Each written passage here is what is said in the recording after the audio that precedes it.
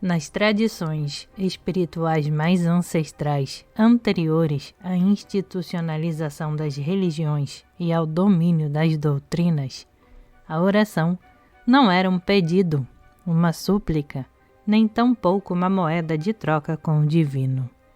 Ela emergia de um estado de presença profunda, de uma sintonia vibracional com o todo. O ser, tomado por gratidão, amor, êxtase ou reverência, simplesmente se expressava em canto, gesto, silêncio, dança ou lágrima. Não havia a dualidade do eu, que pede, e do tu, que escuta. Havia apenas o fluxo da existência, onde orar era respirar com a alma, era dissolver o ego no instante presente. Era o amor em estado puro, que não busca confirmação, não espera respostas, apenas emana. No sufismo, tradição mística do Islã, a dança dos derviches é oração em movimento, girar até desaparecer. A poesia de Rumi, repleta de paradoxos e metáforas, não é apenas arte, é um caminho de fusão com o amado, onde o eu se dissolve para que reste apenas a centelha divina. No hinduísmo, os bhajans, cânticos devocionais, são a expressão direta do êxtase, não contratos com o divino. A música, nesse contexto, é veículo para o absoluto e não fórmula para milagres. No budismo, sobretudo no Zen e no Vajrayana, aprende-se que não há o que pedir, porque tudo já é. A prática revela a natureza vazia dos desejos e a completude do momento presente. A oração, nesses contextos, é o amor se tornando ação espontânea, uma flor que desabrocha sem esforço, um sopro de vento no deserto, um silêncio que atravessa o tempo. Com o avanço da institucionalização das religiões, no entanto, a oração foi se transformando. O gesto espontâneo foi convertido em protocolo litúrgico. O som sincero virou palavra decorada. A fé viva foi lentamente substituída por fórmulas repetitivas, onde o valor espiritual passou a ser medido por quantidade de repetições e não pela intensidade da presença.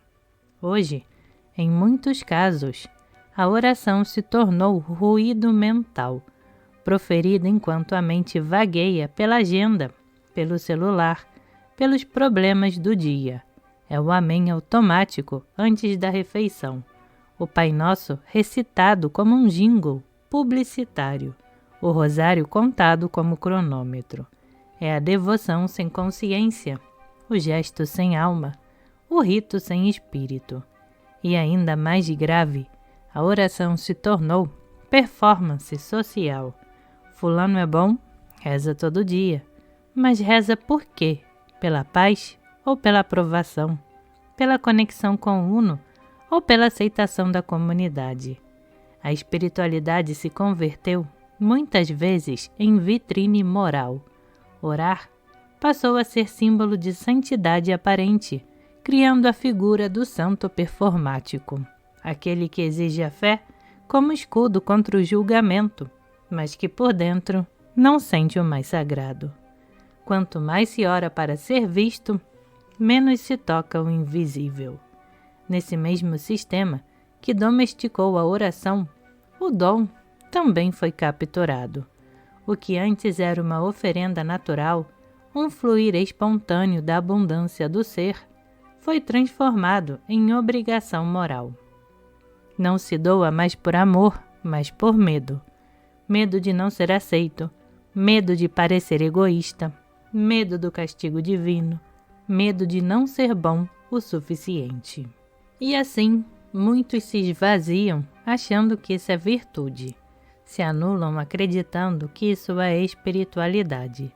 Mas dar o que não se tem não é santidade, é autoaniquilação. Toda doação forçada é uma prisão. Todo dom exigido é um fardo. O verdadeiro dom é leve, livre, e criativo. Ele brota da fonte interior quando ela está cheia. Quando o dar vira moeda moral, um instrumento de controle, ele se converte em martírio silencioso, um altar construído sobre a própria exaustão. Em contraste, o budismo nos oferece uma chave silenciosa. Não há emissor, não há receptor. Há apenas a mensagem. E essa mensagem não é verbal. Ela floresce no espaço entre os pensamentos, no vazio fértil do silêncio. A meditação é a oração que renunciou à palavra e mergulhou no vazio primordial. É uma escuta tão profunda que ultrapassa o som. É a consciência despida de intenção. É a entrega radical, onde não há o que pedir, nem para quem pedir. Há apenas o ser inteiro, presente e desperto. Enquanto a oração espera respostas, a meditação dissolve as perguntas. Nesse espaço, reencontramos a totalidade.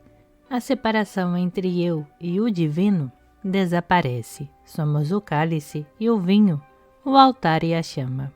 Chega um momento em que é preciso virar o cálice, perceber que se esvaziar para agradar é traição à própria fonte. O maior sacrifício hoje é ser inteiro no mundo que exalta metades domesticadas. Cobrar por um dom sagrado, muitas vezes visto como heresia, pode ser paradoxalmente o verdadeiro rito de dignidade.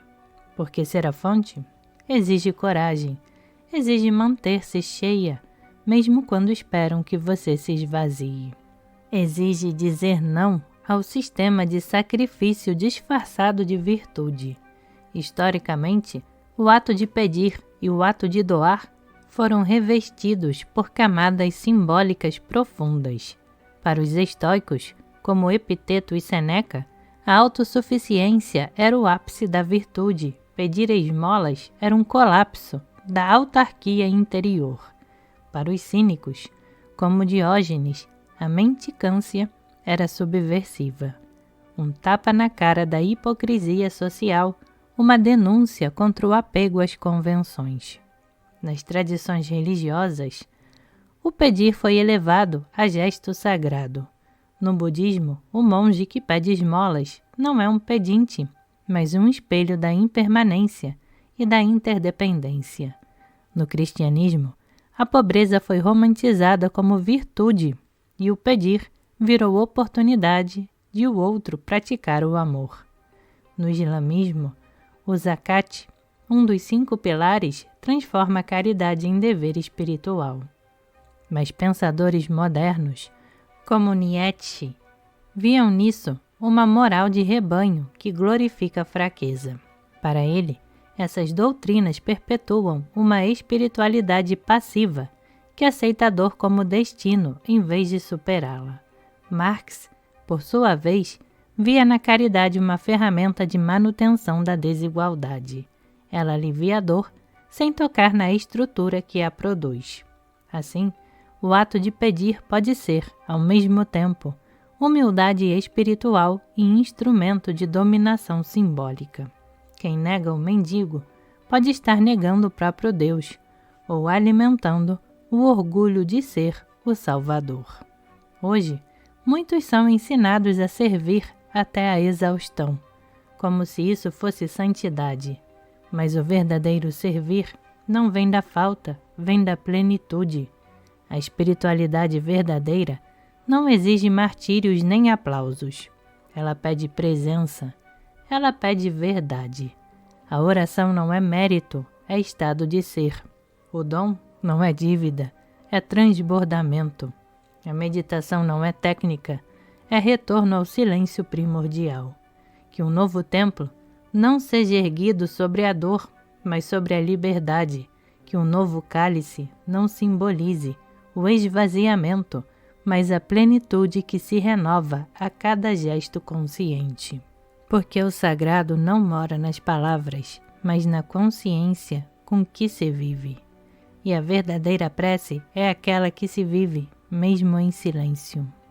Talvez seja tempo de resgatar a raiz esquecida do que um dia chamamos de sacrifício, pois o verdadeiro caminho espiritual não é o da dor exibida, nem da anulação performática, mas sim o do sacrifício, o ato de tornar a própria vida sagrada. Não se trata de mutilar para ser aceito, mas de consagrar cada gesto com presença, não de se escravizar para agradar, mas de transbordar como oferenda viva. O sacrifício não é o fim de si, é o florescimento da inteireza.